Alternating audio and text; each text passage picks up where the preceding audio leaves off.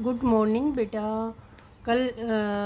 कल हमने कक्षा 3 की झिलमिल से देश की माटी कविता का सरलार्थ भेजा था। तो मुझे पूरी उम्मीद है कि आप लोगों ने सब बार बार सुना होगा और आप लोगों को समझ में भी आ गया होगा कि इस कविता में कवि जो है हमारे वो क्या कहना चाहते हैं। ठीक है, तो आज हमें इस कविता के सभी पैरों का सरलार्थ लिखना है। तो मैं आप लोगों को बता रही हूँ वो सरलार्थ कैसे लिखना है। कभी अपनी नोटबुक में ध्यान से देखो और जैसे मैं बता रही हूँ वैसे ही लिखना है। तो सबसे पहले हम क्या लिखेंगे, अपनी कविता का नाम लिखेंगे, देश की माटी। साइड में लिखेंगे डेट आप लोगों को डेली लिखनी है। जो भी काम करते हो, जिस दिन करते हो, उसकी डेट डेली मेंशन किया करो ताकि हमें पता लगे कि हम कौन सी डेट में क्या काम कर रहे हैं। ठीक है, अब हम आते हैं कविता के सरलार्थ पे। तो हमें सबसे पहले क्या करना है बेटा, देश की माटी कविता की पहली 3 लाइनें लिखेंगे, उसके बाद लिखेंगे सरलार्थ। कल जैसे हमने बताया था, सरलार्थ समझाया भी था कैसे कविता के कवि का नाम क्या है। तो हम सरलार्थ में सबसे पहले यही चीज़ें मेंशन करेंगे। जैसे सरलार्थ लिखा हो और हम ये ज़रूर लिखेंगे हर बार, ये पंक्तियाँ हमारी हिंदी पाठ्य पुस्तक झिलमिल में कविता देश की माटी से ली गई हैं। इस कविता के कवि गुरु रविंद्रनाथ टैगोर हैं। इस कविता में कवि ईश्वर से अपने देश की सुख समृद्धि के लिए प्रार्थना करता है। ये लाइनें हम हर बार जब भी लिखेंगे सरलार्थ इस कविता का, तब हर बार ये 4-5 लाइनें सबसे पहले लिखेंगे। उसके बाद हमारी जो ये 3 लाइनें हमने लिखी हैं उनका सरलार्थ आता है।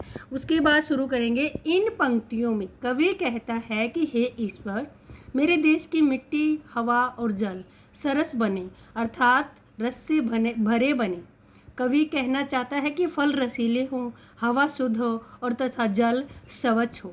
तो कविता में हमने पहले भी कहा था कि कवि अपने देश की मिट्टी और पानी के लिए स्वच्छता या शुद्धता मांगता है, भगवान से प्रार्थना करता है।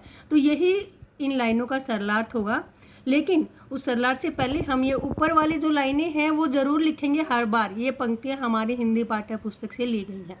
ठीक है, तो ये हमारी इन 3 पहले वाली 3 लाइनों का सरलार्थ है।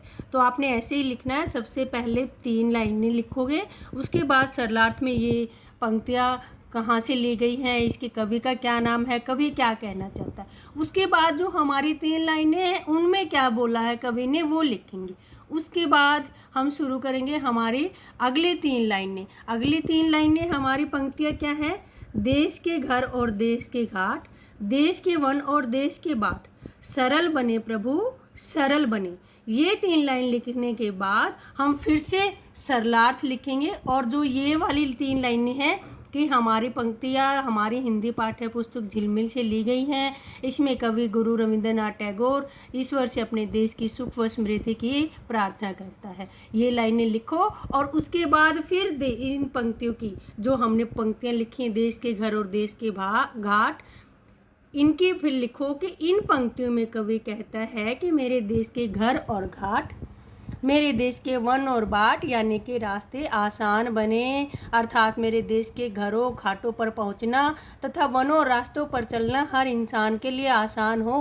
अतः ए प्रभु, आप मेरे देश के कठिन रास्तों को भी देशवासियों के लिए आसान बना दो। तो ये हमारे हो गए 2 पैरों का सरलार्थ। ठीक है, उसके बाद हम आगे की 3 लाइनें लिखते हैं सरलार्थ। उसका ख़त्म करने के बाद देश के तन और देश के मन, देश के घर के भाई बहन, विमल बने प्रभु विमल बने। ये 3 लाइन लिखेंगे। उसके बाद हम सरलार्थ से सबसे पहले सरलार्थ में यही लिखेंगे।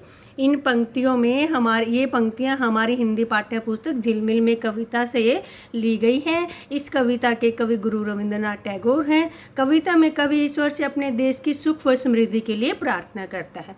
ये लिखने के बाद हम फिर उसी 3 लाइनों के सरलार्थ में आ जाएंगे जो ये हमने लिखी, देश के तन और देश के मन। फिर हम बोलेंगे इन वो पंक्तियाँ 4 पंक्तियाँ लिखने के बाद हम बोलेंगे इन पंक्तियों में कवि कहता है कि मेरे देश के सभी लोगों के शरीर व मन को विमल यानी शुद्ध स्वच्छ बना दो, जिनमें किसी के लिए कोई बैर विरोध ना हो। मेरे देश के हर घर के भाई बहन यानी सभी रिश्तों को भी शुद्ध बना दो, अर्थात लोगों में एक दूसरे के लिए प्रेम व सम्मान की भावना भर दो, एक दूसरे के लिए वैर विरोध ना दो। तो इस तरह बेटा हम लोग अपने कविता का सरलार्थ संपूर्ण करेंगे और इसको 2-3 बार पहले अगर समझ में नहीं आता है तो जो हमने कल वीडियो भेजी उसको सुनो और उसके बाद जो ये आज मैं भेज रही हूँ इसको सुनो और आराम से अपनी कविता के तीनों पैरों का सरलार्थ लिख के मेरे पास कॉपी के पेज की फ़ोटो भेजो। ठीक है, ओके।